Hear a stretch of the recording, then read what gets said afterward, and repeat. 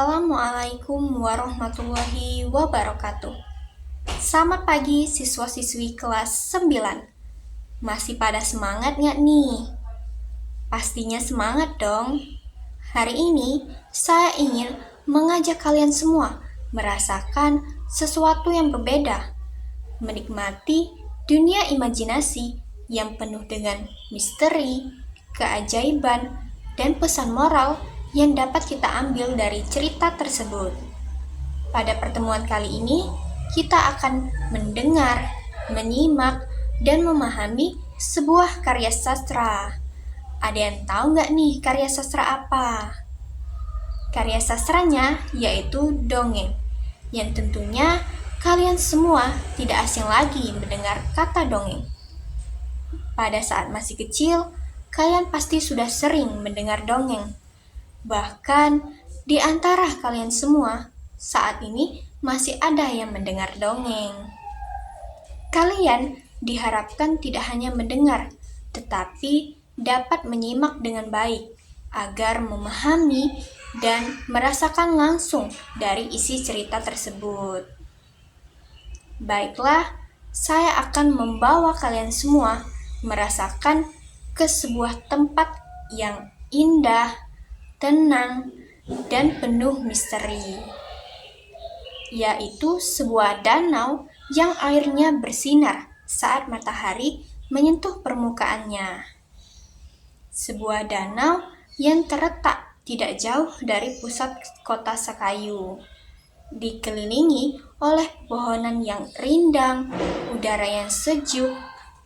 Namun, danau tersebut tidak hanya memuaskan mata, tetapi terdapat sebuah kisah lama, yaitu kisah tentang seorang gadis yang baik hati, yang kini namanya telah abadi dan melekat pada danau tersebut.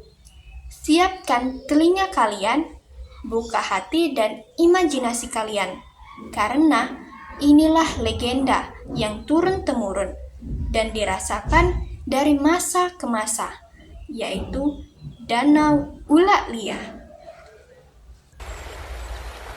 Konon pada tahun 1928,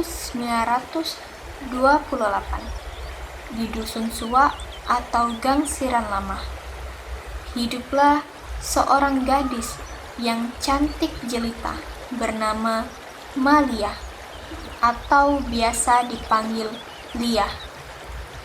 Ia putri dari Marhan bin Samad bin Jaid. Parasnya begitu elok, tutur katanya lembut, sehingga banyak pemuda di dusun jatuh hati kepadanya.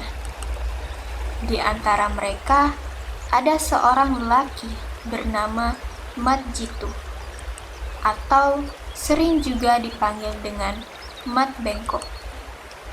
Ia adalah lelaki berkedudukan baik dan dikenal kaya raya. Suatu hari, ia datang untuk melamar Lia. Namun, Lia dengan halus menolak lamarannya. Penolakan itu membuat Mat Jitu menjadi marah dan merasakan dipermalukan oleh Lia. Dengan nada mengancam, ia berkata bahwa Lia akan menyesali karena menolak dirinya. Dipenuhi rasa dendam, Mat Jitu pun pergi menemui seorang dukun. Ia meminta agar Lia disakiti melalui ilmu hitam. Sang dukun sebenarnya sudah memberi nasihat agar ia mencari gadis lain dan tidak menyerahkan dirinya kepada niat yang buruk. Namun, Mat Jitu tetap memaksa. Akhirnya, sang dukun melafalkan mantranya, memohon kekuatan kegelapan untuk menimpa penyakit pada Lia. Tidak lama kemudian, santet itu pun benar-benar datang kepada Lia. Tubuh Lia mulai dipenuhi luka, bercak-bercak mirip cacar, dan mengeluarkan bau yang busuk. Warga dusun menjadi takut, bukan karena benci pada Lia, tetapi khawatir penyakit pada tubuh Lia itu dapat menular. Mereka mendesak orang tua Lia agar mengungsikannya ke tempat lain. Dengan hati yang hancur, ayah dan ibu Lia pun membawa anaknya ke tepian danau. Ayahnya berkata dengan suara dan nada yang berat bahwa mereka melakukannya demi keselamatan keluarga. Lia meski merasa sedih menerima keputusan yang telah dilakukan oleh ayah dan ibunya. Ia tinggal sendiri di gubuk kecil pada tepi danau, ditemani sakit yang tak kunjung sembuh. Sementara itu, Mat Jitu merasa senang mendengar Lia telah diasingkan. Dendamnya seolah-olah telah terbalaskan. Hari berganti minggu, minggu berganti bulan, hingga tahun pun berlalu. Namun, penyakit Lia tetap tidak sembuh. Kesepian dan rasa putus asa mulai memenuhi hati gadis itu. Pada suatu malam, ketika rembulan memantul pucat di permukaan air, Lia meratap diri, memohon kepada penghuni danau agar penyakit penderitaannya diakhiri. Doa putus asa itu dijawab dengan sesuatu yang tidak diduga dan tidak pernah dibayangkan olehnya. Dari tengah danau muncullah seekor buaya yang berwarna kuning keemasan, penunggu gaib danau yang telah hidup sejak lama. Makhluk itu pun mendekat perlahan kepada Lia. Seorang nelayan yang sedang memancing di kejauhan menyaksikan peristiwa yang menakutkan itu. Ia melihat bagaimana Lia ditarik dan dibawa ke dasar danau. Dengan gemetar, ia pun berlari menuju dusun untuk memberitahu kabar kepada warga. Kabar itu pun menyebar dengan cepat. Warga Lia dan warga yang dulu mengusirnya berbondong-bondong mendatangi tepi danau. Tangis pun pecah seketika. Sang ibu menjerit memanggil nama Lia, menyesali keputusan yang telah mereka lakukan pada dahulu. Warga pun terdiam, diliput dengan rasa bersalah. Mereka sadar Lia tidak pernah bersalah. Ia hanya menjadi korban iri, dendam, dan fitnah. Ayah Lia pun akhirnya berkata, segala telah diatur oleh Tuhan, tidak perlu disesali lagi. Namun, untuk mengenang anakku, biarlah danau ini kita beri dengan nama Danau Ula Lia. Jenazah Lia pun akhirnya ditemukan dan dimakamkan di tepi danau tersebut. Masyarakat setempat mengingat Lia sebagai gadis yang baik menjadi korban kezoliman. Dikisahkan pula bahwa Lia sebenarnya mencintai seorang pemuda bernama Munab bin Mutasid. Namun takdir berkata lain. Setelah kepergian Lia, Munab akhirnya menikah dengan gadis lain bernama Mahibah binti Anangya. Kini, setiap kali angin berhembus sejuk di tepi danau Ula Lia, masyarakat percaya bahwa kesejukan itu adalah ula, hembusan udara lembut yang mengingatkan mereka pada Lia, gadis yang namanya menjadi abadi sebagai legenda danau tersebut. Berakhir sudah legenda tentang Danau Ula Lia. Dari cerita ini, kita belajar bahwa iri dan dendam hanya membawa kesedihan, dan kebaikan hati akan selalu dikenang, bahkan oleh alam sekalipun. Semoga dari kisah ini membuat kita semakin bijak, semakin senantiasa berbuat baik, dan selalu berhati-hati dalam memperlakukan orang lain. Terima kasih telah mendengar dan menyimak dengan baik selama cerita legenda tersebut. Setelah ini, mari kita lanjutkan dengan menjawab beberapa pertanyaan untuk melihat seberapa kalian memahami alur, tokoh, dan pesan moral yang didapatkan. 1. Siapa nama lengkap gadis yang menjadi tokoh utama legenda ini? A. Malia binti Mutasib. B. Mahibah binti Anangyah. C. Malia binti Marhan. D. Lia binti Jama.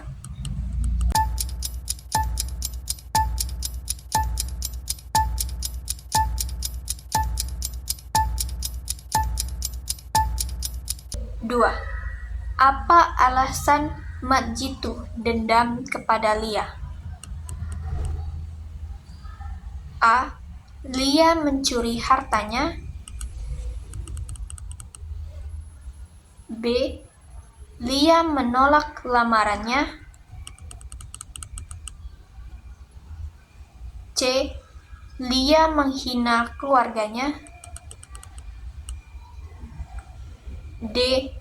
Lia berpindah dusun.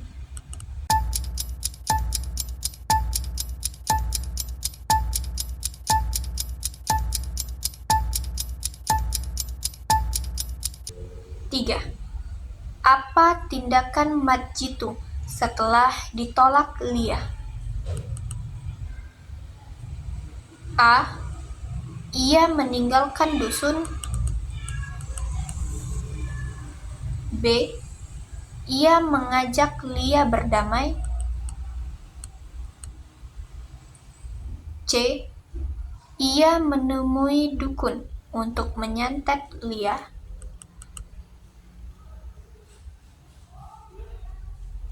D. Ia melaporkannya kepada kepala dusun.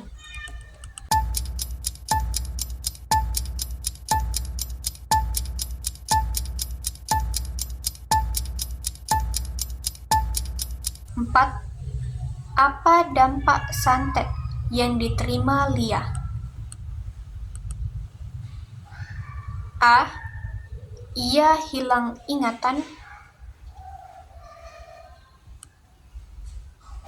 B. Tubuhnya penuh luka dan bau busuk. C. Ia menjadi lumpuh. D. Ia tidak bisa berbicara.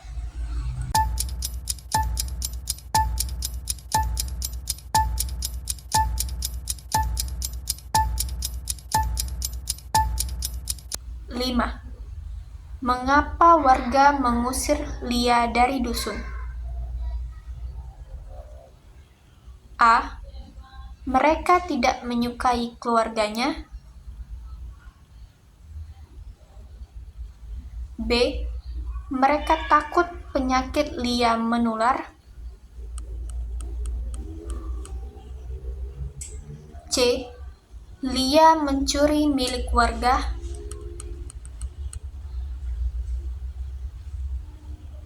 D. Lia melakukan kesalahan besar.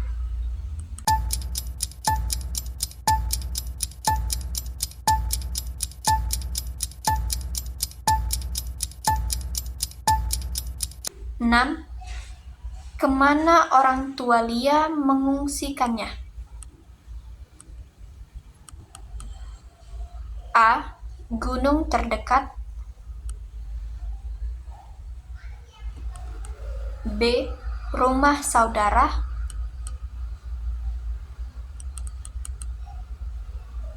C. Danau Ula Lia? D. Pinggir Sungai Musi.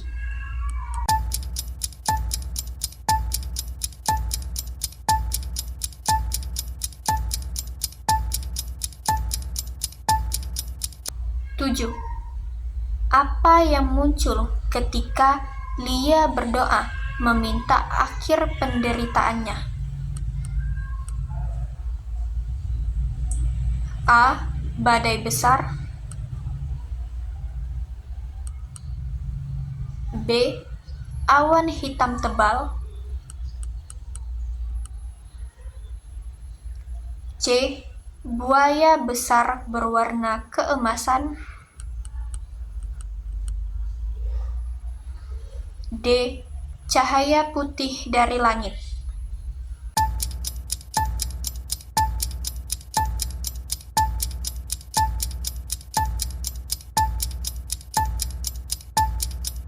Delapan. Siapa yang pertama kali melihat Lia dimakan sang buaya? A. Ayahnya.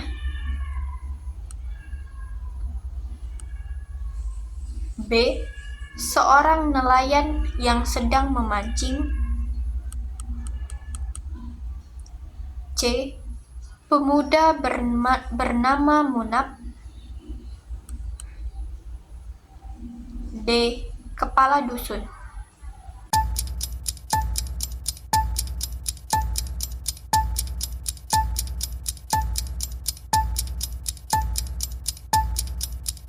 Sembilan. Mengapa masyarakat menyesal setelah kematian Lia? A. Mereka baru tahu Lia sebenarnya kaya.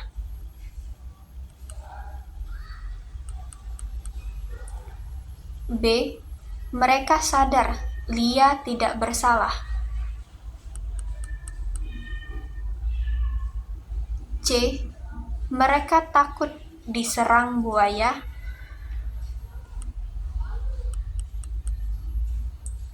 D. Mereka kehilangan sumber pengobatan.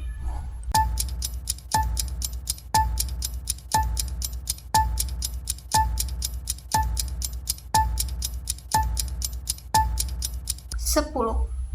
Mengapa danau itu dinamai Danau Ula Lia?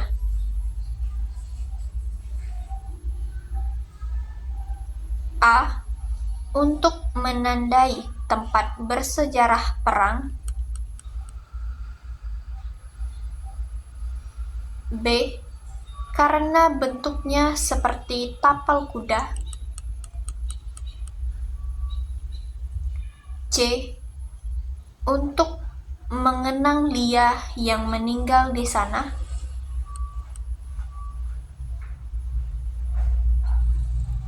D. Karena Ula berarti danau berwarna emas.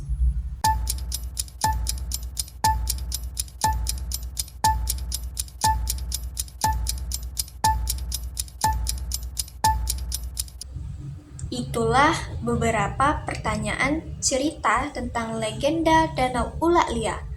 Teruslah membuka telinga dan hati kalian untuk menyimak dan merasakan setiap kisah, karena setiap ceritanya memiliki makna dan pembelajaran yang berharga.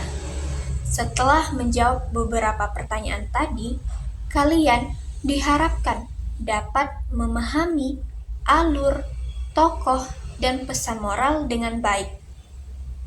Semoga melalui latihan ini dapat membantu kalian menjadi pendengar dan penikmat yang bijak. Jadilah pelajar yang bijaksana, tidak hanya mengetahui jawaban dari isi cerita, tetapi juga dapat memahami pesan kehidupan yang disampaikan. Sampai jumpa lagi pada cerita seru lainnya. Wassalamualaikum warahmatullahi wabarakatuh.